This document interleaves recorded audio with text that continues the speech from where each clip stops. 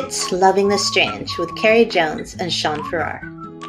Loving the Strange, a podcast for weirdos and those who want to be weirder. Embrace the strange. New episodes every Saturday, live streaming Fridays. Loving the Strange. Check us out. Hey. What's up, baby? Hey, it's our newest episode live of Loving the Strange, in which we talk about creepiness. I hope so. One of our friends thinks that Sean's super creepy because he has a whisper voice. And I feel like this podcast is for that specific friend. Oh, really? In honor of them, maybe? I didn't print out any stories like that. Notice how those of you who can see this live, Sean's buttoning up his shirt to make sure he doesn't look too creepy. No, I didn't actually button it up. I left it unbuttoned. Oh, I'm so disappointed. Hey, well, Christine! Christine is here and Dee is here. Hey! What's up, people? Are y'all all okay with creepiness? Everybody's okay with this kind of creepiness. So when I was thinking about our podcast, I was thinking about what actually is creepy. Yeah. Right? And I decided that creepy is an unpleasant feeling, an unease, but it's not like quite as bad as being scared. You know, like it's not scary, it's creepy. Ah. Do you think that's right? Sounds good to me. I just thought we were doing scary ones. No, the word's creepy, babe. The word's creepy. All right, well, a couple of mine are very creepy. Yay. But I can make one up that was real creepy if you want. Do you have... All right, so your friend from school, John Bell, is here, and my friend from school, Christine, is here. And they might remember our past better than we do. But do you have any creepy stories from your high school years? Yeah. Personally? Yeah. Not really. I told you I couldn't think of any. I know, but I thought I gave you some time. Oh, you did? Didn't help. Baby. What? I know. Podcast. I'm gonna let down. See, you are let down. Christine apparently. Oh yeah, I have my biannual 2 days of sickness, so I'm still a little bit out of it. Oh, Christine. Yeah, look, you got a big old prompt. I know, but I don't remember it enough to make it a real story. Uh-oh. I repress a lot of the scary, creepy things from my childhood. I don't know if Christine, was there in high school, but once we had this seance in the basement level of our split level on Southgate Drive in Bedford, New Hampshire. And I keep hoping that Sean Young, who became the inspiration for one of the characters in the first 2 books I ever wrote, he will come on and tell us this story. But it involves, yes, Christine, I have repressed it. It involves Carrie represses everything. It's the only way I can survive. That's why we're still married. That's so true. That's so sadly true. Anyways, but when we were in high school, I kind of was the creepy person, I think. And we had a house where my mom and I lived in Bedford, New Hampshire, in a little subdivision after we moved away from a super haunted house. And we had a seance down there, I think. And at one point, Sean Young and I both saw at the exact same time, and nobody else saw it, this big, tall, gaunt, creepy man. And it was just freezing cold. And he was it was like the evil guy in Poltergeist. This is the best way I can explain to it, but I kind of thought it was my grandfather. Weird. And it freaked us out. I seem to remember we threw a satanic Bible in a river. And that is one of the creepy things, but I don't think it's the same as the devil's church, man. I feel like Christine's going to have to somehow tell me this story so that I can It sounds like it was far superior. No, I don't think it probably was. If I can still vaguely remember that one and would suppress the devil's church, that's the better story. That's what I mean. Oh yeah, you're right. The Devil's Church story must be much better if you actually don't remember it. Which means I have a whole buttload of stories I just can't remember. But that's not true. I don't want to have any. I got to protect my Fifth Amendment rights against self-incrimination with my stories from when I was younger. Kate said, "Why does it not surprise me that you held a séance or threw a creepy book in a river?" I love that. I'll tell you what. Well, yeah. I was just gonna say, Carrie doesn't want nothing to do with a Ouija board nowadays. No, I won't go near it. But when I was a kid, one time we had this séance, and Steve Sills, who is lovely, and Sarah Silverman, who is a famous, and a couple other people. We were all in theater camp in Bedford, New Hampshire, and I was the kid who was the latchkey kid. So everybody came to my house after camp because no parents. And we had this séance that I eventually fictionalized and used in my book After Obsession. And it was the creepiest thing in the world that I can still remember and haven't repressed. And a pencil caught on fire during the séance, and a necklace that we don't know how it got there was there, and the drapes in the picture window in the other room closed, and we don't know how that happened. It was scary as heck. And one participant believed that they were possessed. And that was creepy AF, man. It was creepy AF. And I'm not going to say who that participant was because I don't want to out them.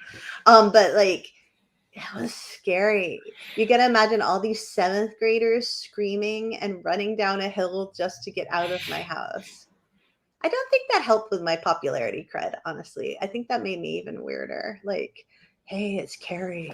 She's the creepy girl with this, like, we had a seance at her house, and like this necklace, a stone necklace appeared, and somebody wouldn't take it off because they said it was all his, and thought they were possessed. And then the pencil caught on fire, and then the drapes closed. It was scary AF. Yeah, don't go over her house. I think that was the end of my popularity. That's pretty cool. No, just with the different group. That's all. I don't know, man. Did you see Christine's comment? Wait, no, where? You got it up. It was an abandoned. Oh, wait, no. Oh, it was an abandoned stone church in the woods. I still don't have it. I don't. You don't remember that? No. Woo-wee. I don't know what happened. Gonna have to take you to hypnotherapy or something. I kind of probably do. Well, we don't want to know. We don't want to know all that, baby. I'm sure it was super creepy. Caitlin has a story. And it was when I was in high school, me and my friends would often have a bonfire at camp and would often think we saw a man watching us in the woods. Caitlin, you're so cute. Creepy men probably were. 6 years later, 6 years later, found out that the famous Maine hermit was living less than a mile away to the camp. So concluded that it was probably him. We were creeped. Caitlin. Yeah. Oh my gosh. Probably was him. I'm sure it was him. Oh, that's so creepy. That is creepy, actually. Oh my gosh, poor Caitlin. Well, at least he was just peeping on him.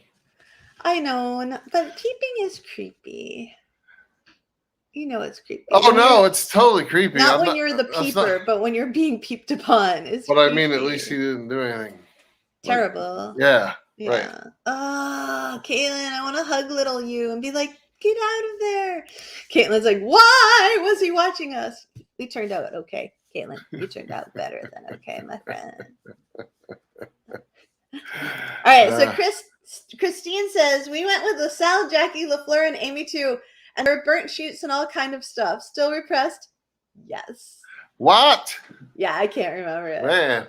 Dude, I must have been so scared that that's like locked up in my brain. This whole podcast can be devoted to jogging Carrie's memory. I actually feel like I can kind of remember the sheets, like the burnt sheets. Were they on the wall or on the floor, though? Like they were used for curtains? Oh, man, I can almost get this. Oh, gosh. Someday, Christine, we will hook up and you'll have to tell me all about this. Christine said both. They were on the wall and the floor. That's probably why in my brain I can't figure out which it is because I can see them both. Okay, maybe I'm starting to remember. Just like our bedroom upstairs. That's so creepy, honey. See, this is why our friends think Sean's creepy. It's his sense of humor. What? Nothing. Dee Yeah. said she would have hung out with me even after the strange stuff, which I totally appreciate, Dee. You and Christine still hanging out despite the weirdness. Shani, do you have any creepy stories that we've jogged your memory about? Nah. Okay, Christine said there's condos there now. I bet those condos are haunted. Probably.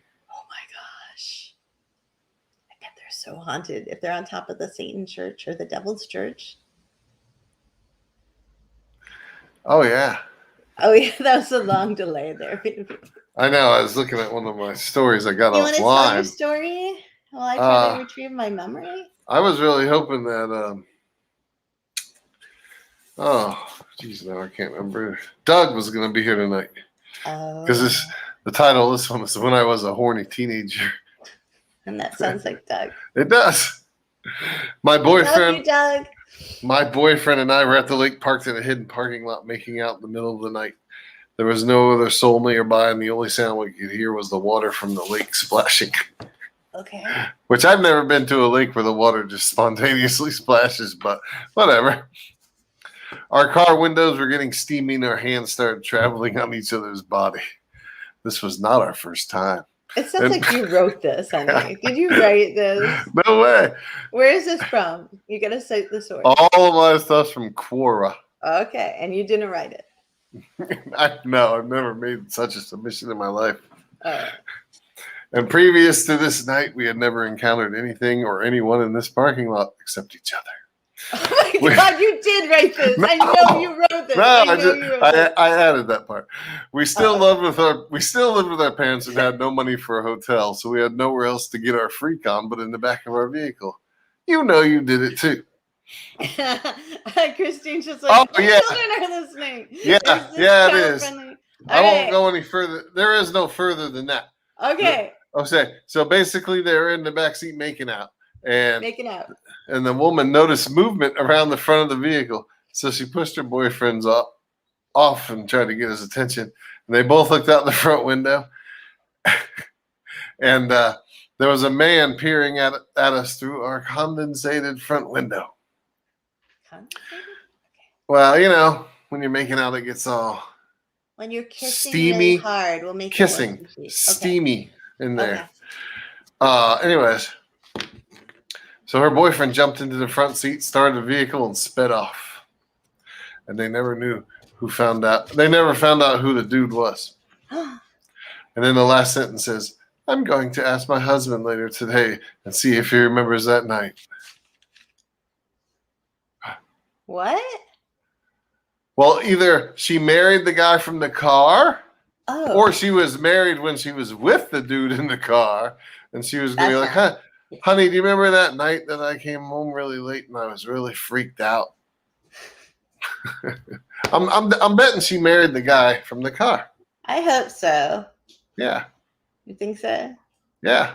All right. Carrie said that her mom used to be a travel agent in the 90s and took a group of people to a place that I cannot pronounce, which is probably Medjugorje, to witness and meet the children who saw an apparition. Oh, that's cool. Yeah. I'd like to see an apparition. Well, you see me all the time, man. You're not an apparition. You're real, baby. No, I'm not. I'm not real. And Kate said, the firm I work for, one of the original partners, had a heart attack and died in my office. I was in my boss's office one time, and my office phone called his phone. Oh, that's creepy. It is. Oh, that's creepy. Kate, that would creep me out. Carrie said, of the Virgin Mary, she sent me to a priest's house to pick up a Bible for her to take with her. His house smelled musty and foul until he picked up the Bible, and then it smelled like roses. Roses. That's amazing. Yeah, that'd be pretty cool, actually. I want a Bible that makes my house smell not like dogs, but like roses. I'll take anything that'll do that. That would be Awesome.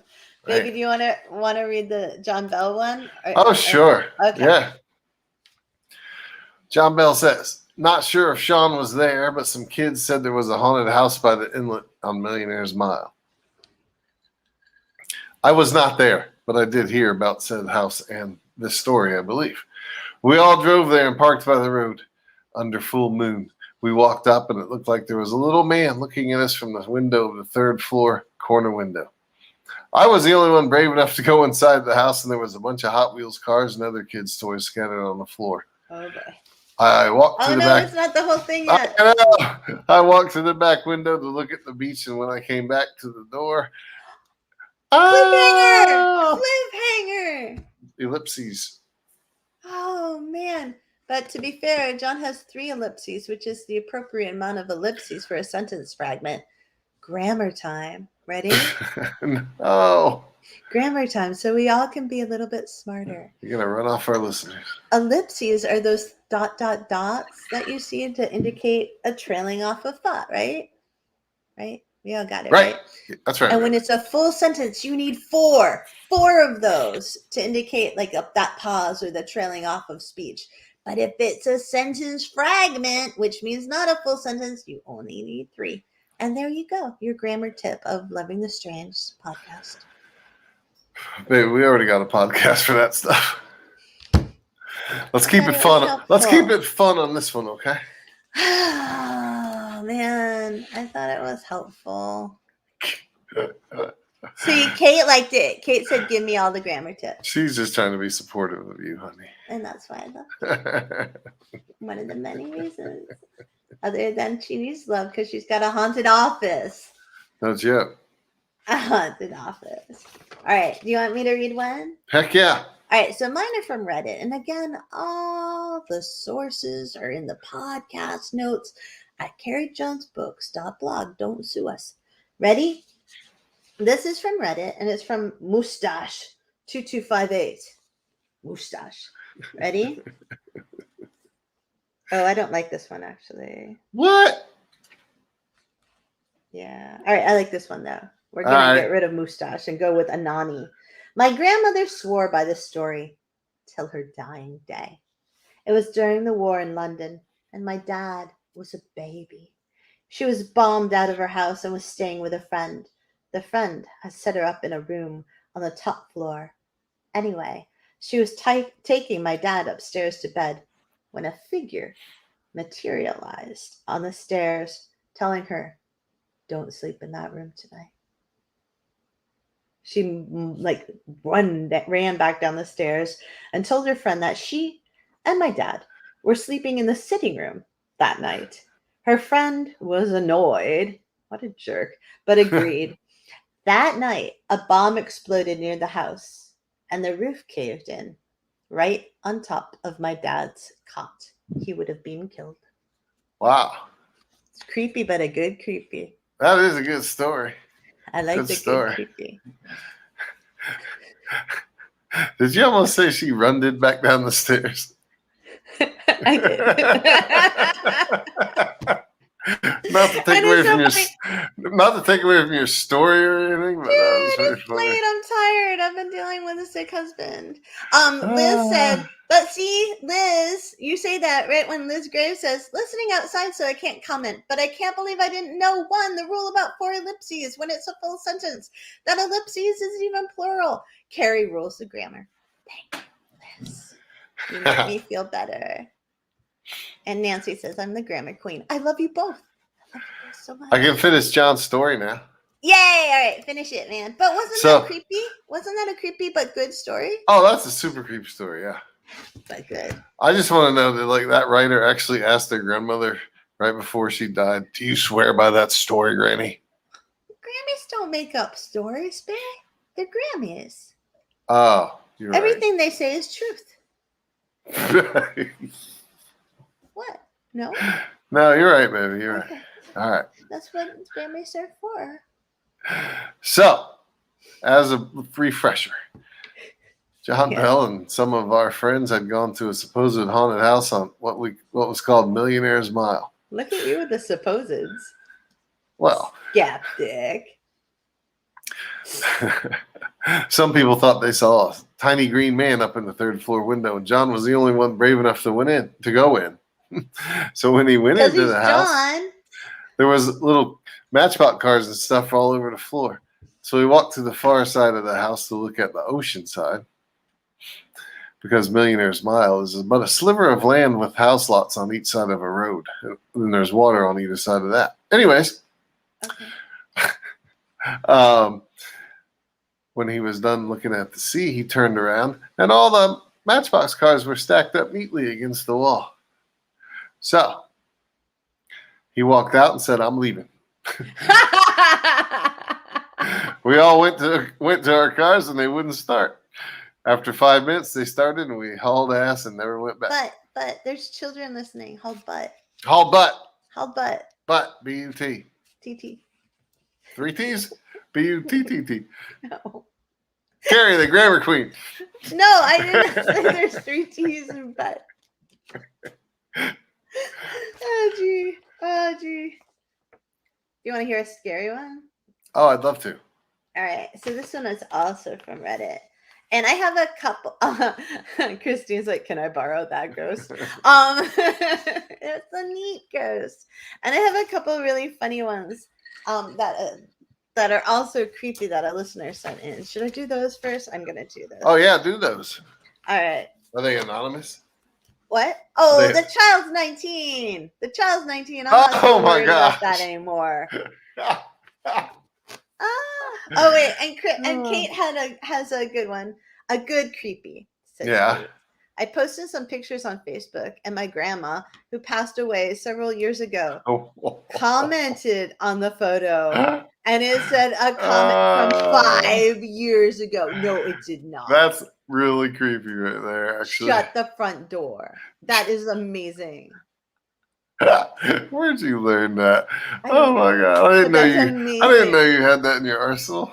It's usually shut the F up around here. No, he's lying. Anyways, that is a creepy story. Kate, but it's a good creepy. Yeah, it is. A nice comment though. If it was a nice comment, it's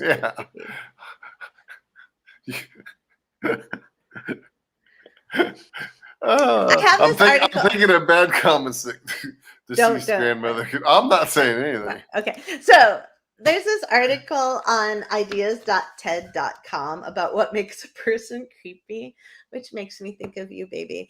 And how we ascribe negative traits to people we don't know. All right. There you go. That's your creepy. If you want to do it again, you can. No, I don't want to do it again. It doesn't have the same effect. Baby. In the article, it says stuff like, we say things like, "Wow, that guy's creepy. What a weirdo," or "She's freaking me out." And so they tried to determine, these psychologists, Julia Shaw, and going off of a study from 2016 by Francis McAndrew and Sarah Klonke, whose last name I can't say, they did this empirical study, right, about like, what is it that creeps us out, about other people? Like, is it an inbuilt threat detector? Which I think my daughter, or our daughter Emmy, has the best creepometer out there, other than you, Shawnee. And I have none. So yeah. They studied people, and they're like, what are, like, they were like, men are more creepy than women in general. Sorry, men. But then they also said, like, the most likely characteristics of a creepy person, and the number one. Do you want to guess the number one? Me? Yeah. Oh no, I don't know. All right. I don't. What? It's that they stand too close to you. Oh, really? Mm-hmm. Ah.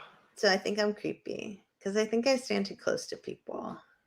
I would have never thought of that as being number one. Yeah, it's in the 95.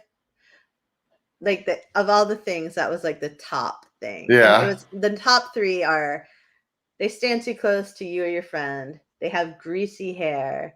And this one I find is very hard to quantify, which is they have a peculiar smile. I think Oh, go ahead. Number 4 is they have bulging eyes, which feels Jesus like me Christ. and Don Knotts. And number 5 is that they have long fingers. Oh my word. And very tough skin is up there too, babe. None of that makes sense to me at all. My cousin Kalila's like, are you a dreaded close talker? Say it ain't so. I don't know if I'm a close talker.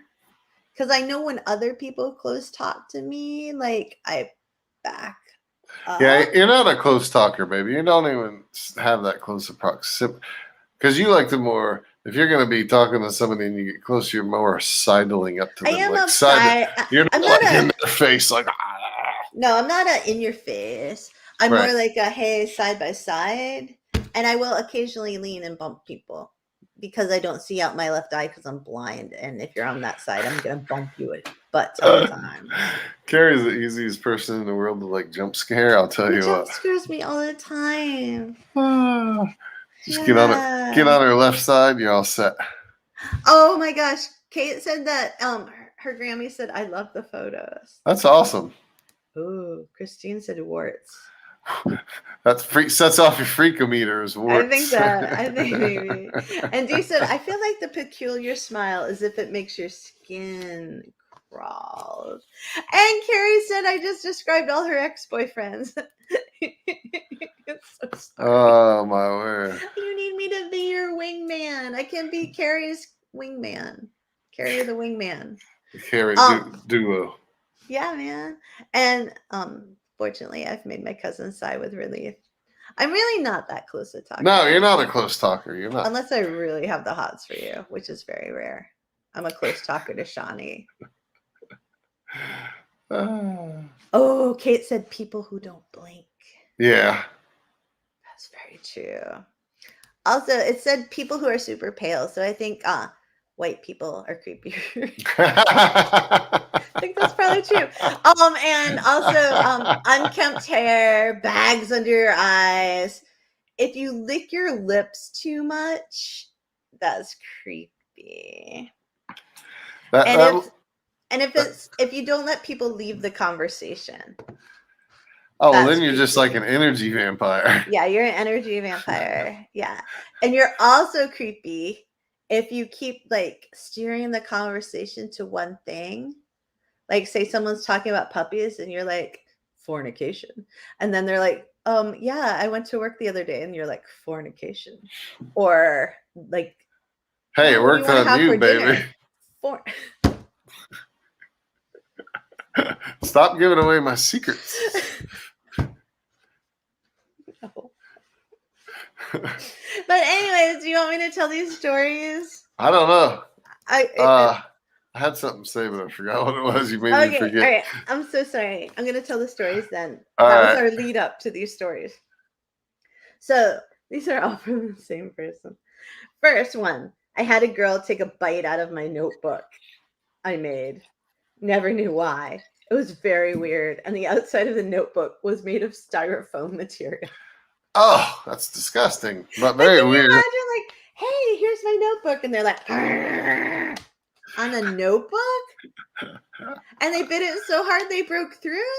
Possibly? Like that's because it was anybody can bite through styrofoam, but what a mountain. I don't know if I can. The world's driest popcorn. It's nasty. I have the dullest teeth. I am not made to be a carnivore. No. I don't have any points. Like you never bite hard enough when I ask you to, baby. Oh my gosh. Children are listening. All right. They're 19. They're still children, too. Yes, they are. My dead mother could be listening, and my dead grandmother, and Kate's dead grandmother. You gotta be good, Sean. All right, ready? Oh my God. You didn't get here by friggin' immaculate conception, okay? Yes, I did. Your grandmas were into it, too. No, they weren't. Number 2. I was working back home doing retail when this guy walks up to me and goes, "Are you a tennis player? You look like a tennis player." And I told him I was not a tennis player. And he proceeded to try and flirt with me. When he realized it wasn't going anywhere, his whole demeanor changed. Ooh, that's a bad sign. And he goes, "Okay, so if I want to go to that Mexican restaurant, I go which way again?" Found out later from a coworker that this dude circled the store 3 times before he finally came and talked to me. And another coworker saw us talking and walked in the other direction because she thought he was cute. 3 times. I think that's interesting. All right, number 3. He definitely he just had a poor pitch. That's all. He had a terrible pitch. He's definitely into that person. He needed to work on that pitch. That's no Sean Farrar pitch right there. All right, number 3. I was working at a different retail location, and this guy comes in wearing a white t-shirt. I take him to the shirts and ask him what size he wants. He wants to know how big they go. I tell him, and he decides to buy 2. While I'm ringing up his purchase, he says, "So do you have a boyfriend?" I say, was that one of your lines, Johnny? No, my God. A creepy sound line? That's too forward. Creeper's smoother than that. I say, no. He immediately follows with, "Why? Is it because you're bipolar?" Good guess. Jesus. God. Men. Bad line. Bad line. Creepy line. I was pretty upset. But since I was still on the clock, oh, that's so sad. I hate when you're working and you have to be polite and you just want to hit people. That's so unfair. I just settled for no. When I handed him his receipt, he goes, "I can put my number on that for you." And I said, "That won't be necessary. Have a nice day."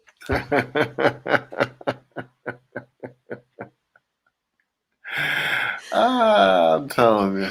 There's a line between creepy and jerks, and it's a very close line, you know? I'm really kind of sad that I'm not either a female or a super handsome man and get to experience this kind of. Maybe you're a super handsome man. No, I've never heard stuff like I've never heard stuff like that in my life. No one's ever. Okay, maybe a couple guys, but no women. Because you're hottie. All you got to do is walk across that grocery store lot, and people are like, "Ooh, wow." Oh yeah, I know. Just true story. Number 4. While in college, I was walking through Walmart texting when this guy walked by and shouted his phone number at me. What kind of retention does this guy think you have? That's 7 digits. Being could be 10 if he's from out of state. I know. Or in a big state. Christine said everything happens at our grocery store. This is true because it's our community gathering place. All right. And number 5 of this poor woman's creepy stories. Ready? I was grocery shopping at Walmart, and Christine. And this guy ran up to me and asked me if I was married and said, "Damn," and looked me up and down. I just quickly walked away, bought my crap, and left. And then they said, "I realized most of my strange encounters are with dudes. Story of my life, LOL." That's kind of what I was just saying. They don't have any game. Those guys have no game. Guys. All right, ready? Helpful hint of the podcast. Oh, other than ellipses? Yes, other than ellipses. This is helpful life hint. Don't shout your phone number at somebody. In a store, on a road, in a parking lot, even in a nightclub. It's not going to get remembered. Plus, not super cool. 2, don't tell people, "Oh, you must be bipolar," if they're like, honestly, ever. Don't give anybody a mental health diagnosis. Not that there's anything wrong with it, whatever. But just don't go diagnosing random people in your attempt to get them on a date. 3, from my personal experience, don't ever tell a woman that she looks like a bag lady. That doesn't help either on a date. And number 4, that's happened. Don't talk all about all my personal stuff. Okay, so I get really cold really easily. And these stories reminded me of this, of men who have no game, or men who try to put you down in order to make you like them. Like, oh, I'll make her insecure so she'll be grateful to be with me. Guys, that is not the cool way to go after people. So, anyways, super cold. I went out with this douchebag banker guy, right? I didn't realize it was a date. I was walking from the newspaper office. It's Maine, midwinter. I've got 87 layers on, right? Because I'm cold. And he took me to the Chinese restaurant, which, even though it's Sean's favorite place, sucks. And so I go to the Chinese restaurant with this guy. I hate Chinese food. And here he is. I like real Chinese food, but I don't like it here. And so then this guy is like, you look like a bag lady. You got so many layers. You look like a bag lady. That's horrible. But he is that kind of, I know who that is. He's just that kind of a schmuck. He smells like pee. Anyways, I think that's a creepy thing. If you smell like pee. Oh, God. And you're younger than like 100. It's kind of. And you're on a date that you don't realize is a date. It's creepy. He missed out. Man. Dee said, I would have finished like with, and you look like you'll be dining alone the rest of your life. That would have been so funny. Kate said, did you throat punch him? I said, no. I think I said, oh, that's rude. It's what? Oh, my brilliant comeback. Yeah, and then what? I don't know. Did you leave? No, because I'm. Why? Because he drove you there? No, we walked. Oh. Yeah, I walked. Yeah, I wasn't going in his car. It would have smelled so bad. I feel like everyone in Bar Harbor knows who this is. Kate said, I posted a picture on my Instagram of my feet propped up on the edge of a boat while I was holding a book, and some guy private messaged me about how he was in love with my feet. Hey, that's a legitimate fetish now. That doesn't have to be creepy, I guess. It is when you don't really know them. Of course it is. I was just kidding. Oh, I thought you were serious. And Kate said she requested LOL. Kate, be nice. I also have my creepy guy story. Should I tell my creepy guy story? Man, I don't know which one you're talking about, man.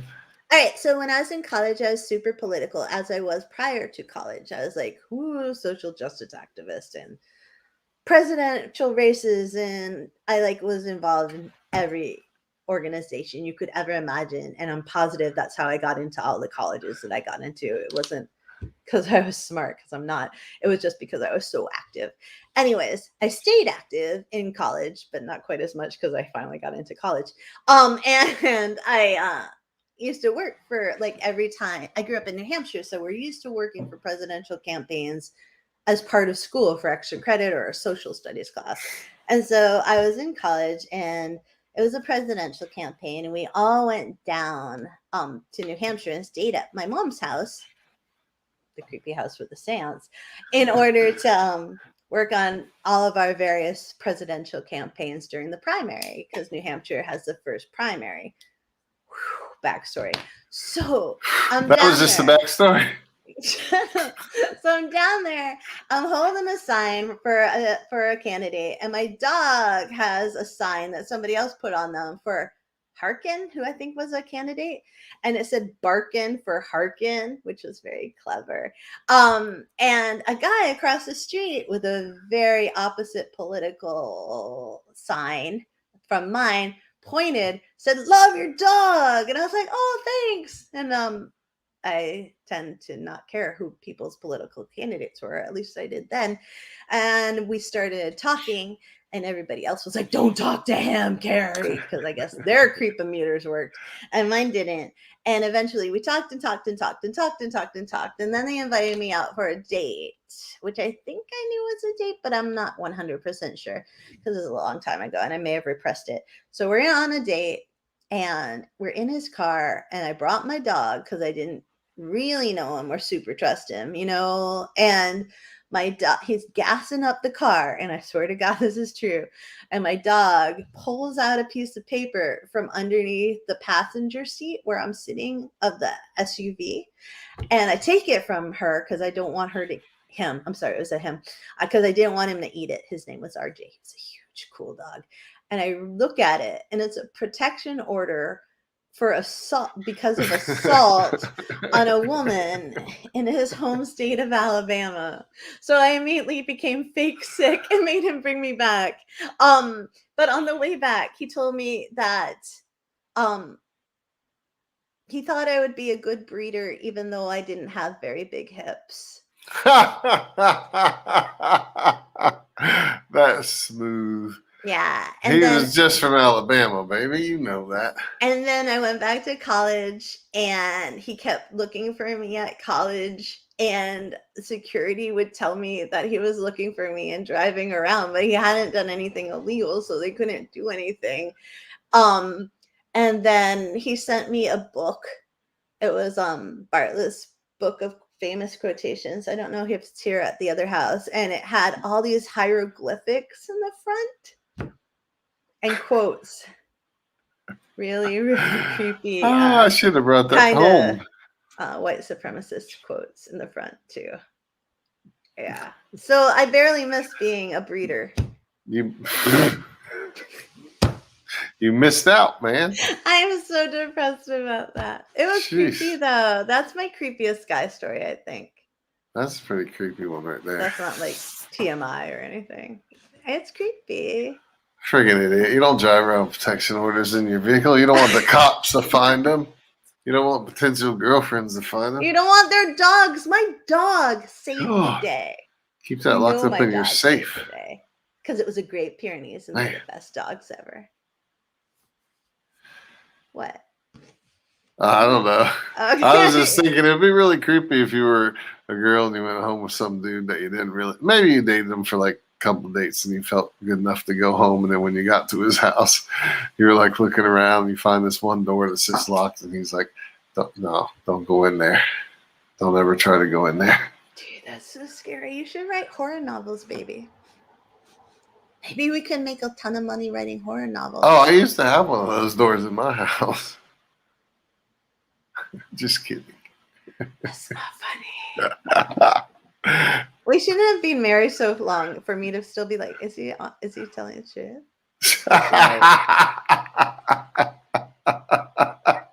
That's not funny. It's true. You gotta give people. I see that. I'm going to give people the wrong idea. Oh, really? Like you never do? Christine said it puts on the lotion. You can do that better than I can. I can't do that. It puts the lotion. I can't because I'm sick. My mouth just dried up suddenly. Like, nah. Carrie said, my grown-up profession is executive chef. A meat sales guy used to come in every week and offer me free animal parts. I'm sorry. If I would go out with him, pig cheeks, feet, eyes, etc. Oh, Carrie, so all the discards. I'm telling you, that would probably work on Sean. No, it's got to be a better cut. It's got to be a better cut of meat than that. It's at least got to be bacon. It's just sort of like, hey, baby, you want some free animal parts? I'll give you some free animal parts. I don't need filet mignon, but it's got to at least be bacon, okay?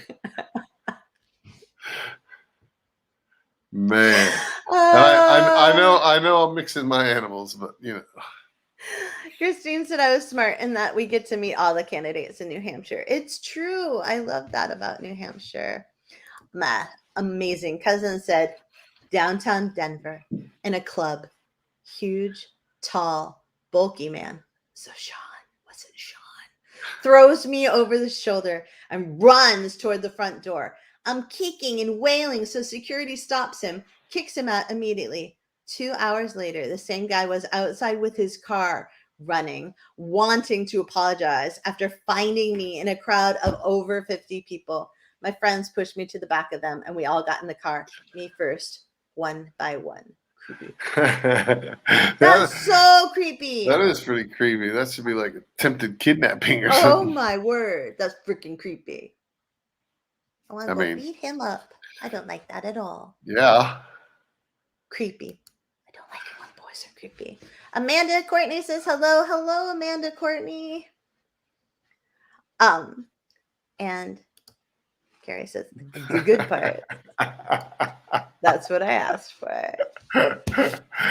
You're always going to ask for the good meat. Always. What? Funny. Hey, I didn't follow it up with that's how Carrie came to have me. But you just said it. I did. But it doesn't count if you do it in 2 parts.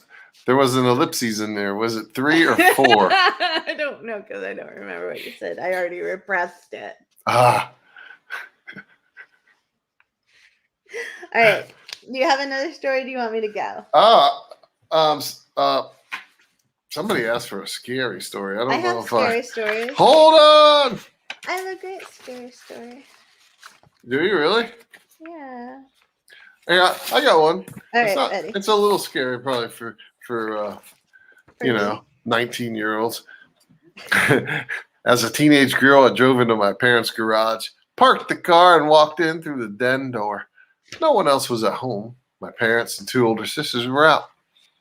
I went upstairs to change clothes and heard a clicking noise downstairs. I crept down a few stairs and peered over the banister at the French doors on the front of the house. Through the curtain on the door, I saw the shape of a man. He was turning the door handle. It was fortunately locked. The clicking stopped. The shadow disappeared, and I suddenly had a frightening thought. I had left the garage door up, and the den door that I had entered was unlocked. Oh, no. I flew down the stairs, through the foyer, into the den, and hurriedly flicked the lock on the door. As I breathlessly jumped back from the door, the knob begins to turn. Click, click. I had barely made it in time. That's it? That's the end of the story. Oh, man. That's super scary. That's very scary. That's so scary. I just want to ask that person if they ever lived in Fort Lauderdale. Was it you or John Bell? All right, ready? No, not John. I'll take credit for that kind of behavior. But I'd never try to get in somebody's house. That's ludicrous. Right. Oh, Dee has one. My friends and I were out dancing one time, and this creepy guy came up and started trying to dance with us one by one. One of my friends' boyfriends was there and threw us all behind him. And then the creepy guy started trying to dance with him. I think security ended up throwing this guy out. We think he was on something. What's that creepy, dirty dancing? It feels like there was a lot of bad dancing going on. You know, I never went to clubs. The end. But the guy started dancing with the boyfriend. I know he just didn't care. He just wanted to dance. But I think it must have been a creepy kind of dance. Probably. Like, trigger everybody's like creepometer there, you know. Like, You've been doing. I'm sure he wasn't just doing that. Didn't you used to go to that one place here in Bar Harbor that's not really a meat market anymore, but used to be? I would consider. Carmen Veranda? No, I wasn't going to say names. Oh. Well, this one's still open for business. Oh, Jetties? When you could dance at Jetties? Am I not supposed to say that either? Yeah, like the first few years we were here, it was. I went there once with a group of people spot. I didn't know that. I went there once with a group of people from the Ellsworth Y after Oktoberfest in Southwest Harbor. Yeah. Yeah. I don't really remember. I've repressed that too. You know, there is a difference between repressing things and not remembering things because you drank too much. I never, ever had alcohol back then, so that could be part of it. But what I remember the most was going out to the beach, which is the Bar Harbor Town dock, and there was all this bioluminescence everywhere. And it was so beautiful. And then I remember thinking, I will be lonely the rest of my life. Dee said it wasn't really dirty. It was just weird. He was dancing with us one by one with a lot of crotch thrusting. Dee, if you are from New Hampshire, that's dirty. Crotch thrusting counts as dirty. Man. All right, ready? Yes. I decided I couldn't leave the crotch thrusting comment up as our last comment. I like it. Of course you do. Can you still not remember any creepy stories from your own life, man? I got a lot of creepy stories, but I don't like. I got a lot of creepy professional ones. I guess I don't really want to tell those. That's exactly what you have to say to make us all but want to hear. I can't express. You can't relate to something. It's like watching. Really, it's like watching Silence of the Lambs. That scares you, but not because you can really relate to it. It just scares you because it's basic, fear. Basic fear. Yeah. Dee said, compared to how everyone else was dancing, it wasn't dirty. There was a lot worse going. Do you want to read Amanda Courtney's? Do you feel well enough to do that, baby? I don't know. Yeah, I'm good. All right. Man, my first date story with my husband that I told you about in the past could also fit into this a little bit. LOL. A date at a farm and no one else was there when I arrived. And it was April Fool's. LOL. Kind of scary and awkward. Yesterday was our 9-year wedding anniversary. Well, congratulations on 9 years. Yeah, and that was a really good story, actually. Man, if we had a few more details, I bet it was really creepy. Like it was. Was your husband at the time wearing some overalls and no shirt? No, but he asked her out. They didn't know. She didn't know him. They go to this farm out in the middle of nowhere. No one else is there initially, and she's. Oh, it wasn't like his family farm or anything. No. Oh. No, I don't think. Okay. So. Yeah, it was creepy. This is where I bring all my women. No, it wasn't. Well, that's what she was thinking.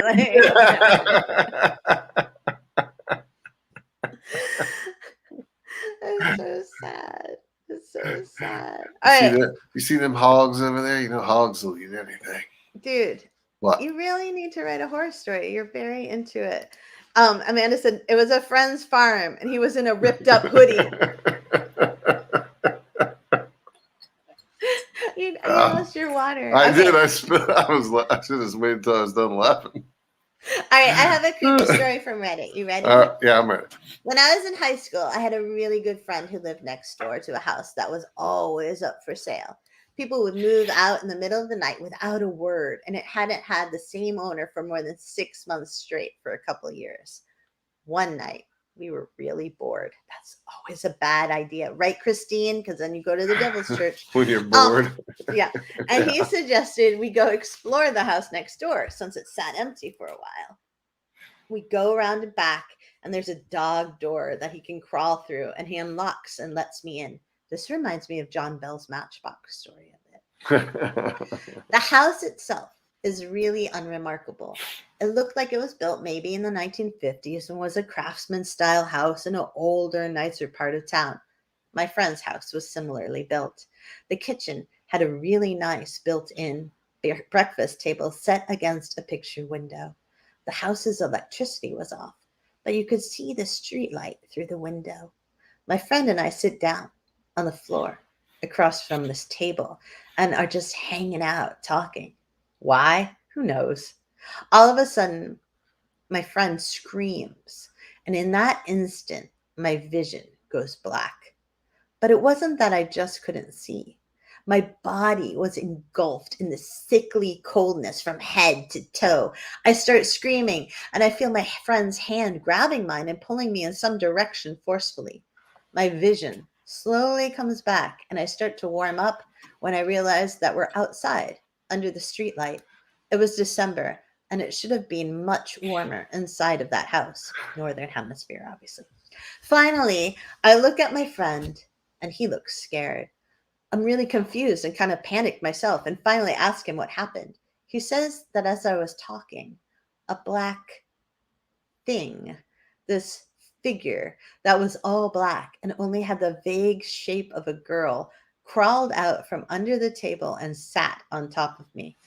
Apparently, I started groping around. I don't know if that's the right word choice. I started groping around with my eyes wide open, like I couldn't see. And he was so freaked out, he pulled me out of the house. We're still friends, and we bring it up every now and then. but the story itself never changes, and it still sends chills down my spine. To this day, I've never felt such blackness or coldness in my life. It was palpable, almost sticky. For a couple of days afterwards, I couldn't shake this unsettling feeling. I could never walk past that house again. Ugh. I'm scared to get out of bed now. That's a pretty good story, actually. I like Scary, right? Yeah. Sorry. Yeah. That's the kind of thing I'd like to experience. Are you crazy? Well, Like, no, just seriously? as like paranormal confirmation. How much do you need? I need a lot. Beyond my repressed memories of the devil church. I need a body. A body. Just like Bigfoot. Finding bodies is kind of creepy. I found a lot of bodies before in my life. Yeah, I got you beat there. You were a cop, baby. I know. Cop. I used to just randomly see people die when I was a child. But anyways. Yeah. Yeah. We lived in a weird place. Go New Hampshire. Yeah. They had a lot of accidents where I lived. Yeah. I got down a really weird Reddit chain where I got angry because they were talking, like people were talking with absolute assurity about what dead bodies smelled like, and it really bothered me. Oh, so, yeah, that was kind of silly. But also, like, what kind of chain is this where people talk about that? That was creepy. Christine said, the house I grew up in used to be occupied by the monks from St. Anselm. That's a college near where we both grew up. The woman who lived in the house prior to us died in it. One of them never left. I have a lot of ghost stories. That's awesome, too. I need the ghost stories. I know. Maybe Christine will write you some ghost stories from her. Maybe. From her your growing up years. I can only hope. And tell me what happened in the Devil's Church that I don't remember. Yeah. What? Nothing. Do you have more creepy stories, baby? No, I don't. I bet I do. No, let me look. I'm sure. How can you not remember anything from your life? Me personally? Yeah, like, did any ladies ever hit on you in a creepy way? Come on. What? No, but if somebody did, that would be a good story, because that would be one messed up woman. You're so self-deprecating. No, I meant to make me feel creeped out.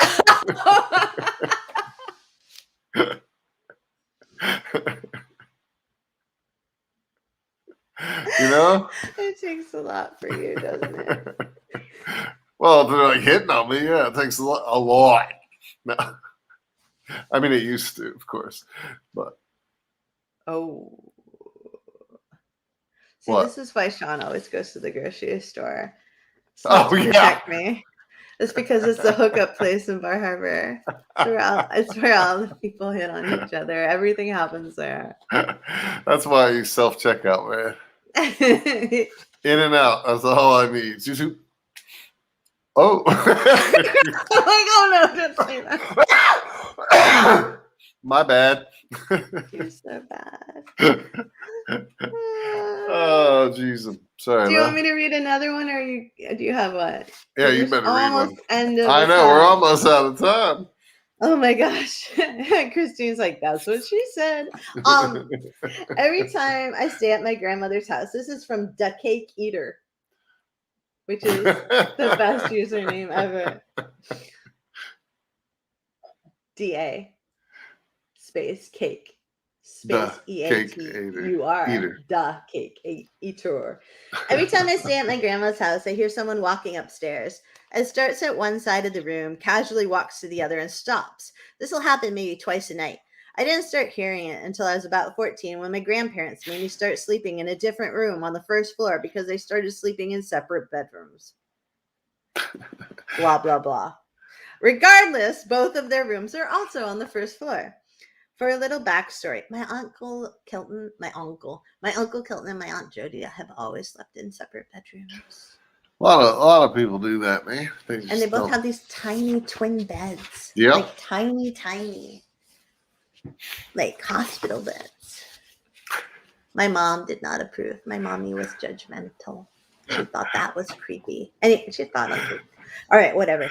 Anyways, I made him cough. For a little backstory, yeah. I've always been afraid of upstairs at their house. I don't know why, but it's always freaked me out, and I refuse to ever go up there alone. I'm 23 now, still won't go up alone. There's one room specifically, though. It's a long, narrow bedroom. When you open the door, there are closets on your left and right, a bed placed roughly in the middle of the room, and a window on the far side opposite the door. I was told growing up by my grandparents that the sons of the previous owner claimed to see a gorilla come out of the closet at night, dance around the room, and go back into the closet. Twice a night? Yeah. I thought nothing of this story until I had to start sleeping in the other room, the room located directly below the scary room upstairs. So we all go to bed. All the lights in the house are off, and I'm still awake, lying on the bed when I hear it thump, thump, thump, starting at one end of the room upstairs. It got closer to me, passed right above me, and continued to the end of the room where it stopped. I'm wide awake, terrified, out of my mind. It was no question to me that I had heard footsteps. I knew that slow, casual pace. I was freaked out and went into my grandpa's room. I told him what I heard. He told me, the house is old and it creaks. But he turned the dining room light on for me, so I felt a little safer. I tried going back to sleep. Then it started again and stops when it reaches the door. I thought it was over until 5 seconds later. Then 6, 7, 8, 9. I could hear it coming down the stairs. 10, 11, 12. Silence as it reached the landing. 13, 14, 15. And silence again as it reached the first floor. I was frozen in shock. Whatever it was on my floor of the house. And sadly, unaffected by the dining room light. I was staring at the doorway to my room. The dining room light was shining in, and my vision began to distort. I felt dizzy with fear, so I pulled the blankets over my head and suddenly heard a scratching sound from inside my room. I knew exactly where it was coming from, too. My grandpa's gun case. It was a very obvious sound. Scratching on wood, long scratches down the front of the gun case door. I could even hear the door ever so slightly tapping against the frame as each scratch began. I tried to scream, and I couldn't. I took a second to take my deep breath and let out a loud scream. In seconds, my grandpa had made it to my room, and I was relieved, needless to say. He still didn't believe me. So I did what any normal person would do. I draped a sheet over the side of my bed and slept underneath it. I wrapped myself tight in a comforter, put on my headphones, and turned my back to the door. There could be a party of ghosts in my room, and I wouldn't even know. The next morning, my grandpa told my grandma about what happened the night before. She said, "Oh, that's silly. You know your cousin woke me up the last time she stayed here, and she came in my room saying, 'I hear footsteps.'" I slept under the... These grandparents, seriously. I know. I slept under the bed for the rest of my week stay with them. I've stayed there countless times since that happened, and I hear footsteps every time. I sleep on top of the bed now, but keep my back to the door and sleep with the headphones on. I haven't heard it come down the stairs since that first night, but if it does, I don't want to know. You know, we'll probably never be grandparents to kids that are old enough to fool with, but if we are, let's remember that. Oh, you want to pretend to do that? Yeah, we'll do it on purpose. Oh, that's so mean. That's awesome. We're never going to get to be grandparents. I know. So sad. But maybe a better thing if we're going to do that kind of stuff. What? Torment the grandchildren? Oh, I thought you had a better idea. Like buy a B&B, like buy a bed and breakfast and do it to the guests. Oh, I totally did. I didn't know. That place would be so popular. Yeah. Maybe we should do that. Christine sent in a story you might want to read real quick. My father bought my mom a clock for their 10-year anniversary. My dad ended up hating winding the clock and the hourly gong. The clock stopped. Oh, Christine. The clock stopped permanently the day my dad died this summer. 40 years later, it totally broke. That's so sad. It is sad. That's so sad. But kind of Amazing. cool. Yeah. Yeah, that's amazing. Christine's dad was really cool. Yeah. That's so interesting. And you hear stories like that too, you know, like of people's watches stopping and Yeah. clocks stopping. And it's so interesting how that works. Like, why is that? You know, like, what is it that makes that happen? I think the real story here is how you should never buy your man a gift that requires daily maintenance. Oh my God. But we are terribly sorry for your. Oh, you are. You're right. A gift that requires daily maintenance, baby. I was gonna say, but we are so sorry for your loss, Christine. Oh gosh, the whole world took a loss with that one. It's so sad. Christine's dad, amazing.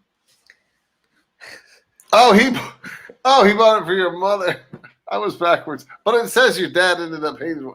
Oh, geez. Okay, let that be a lesson to you, man. Never buy your wife a gift that requires daily maintenance. I got that all wrong. And the gift. Good Lord. I didn't buy you. I don't know. You kind of bought me. Bought you? You buy yourself me? Not really. It was quite a bidding war, I'll tell you. But I won out. That was hysterical. That was the funniest thing. Shawnee's funny. There you go. Hey, thanks for hanging out with us in the land of creepy. Yeah. We could just make that our title every week. It probably could be. I kind of like the creepy podcast the best. And the hot wings. Creepy and hot wings are my favorite ones. We haven't done a hot wing one in a long time. No, we haven't. No. Thank you all very, very much. Very much. Good night. It was Have a great weekend. To see you. Thank you for sharing your creepy stories. And yes, thanks to you all. May all your stories only be creepy in a good way. That's right. Right? It puts the lotion on the skin. No, don't end with the creepy whisper. Have good dreams tonight, everybody. Oh, maybe you should say something else. Can you say something else creepy? I don't know anything else creepy. Creeple. Creeple. How about all right? That's not creepy. Matthew McConaughey is creepy to me. All right. Thank you for listening to Loving the Strange. Please be sure to like and subscribe. And remember, embrace the strange. New episodes every Saturday, live streaming Fridays. Go get your strange on, friends. Thanks for listening.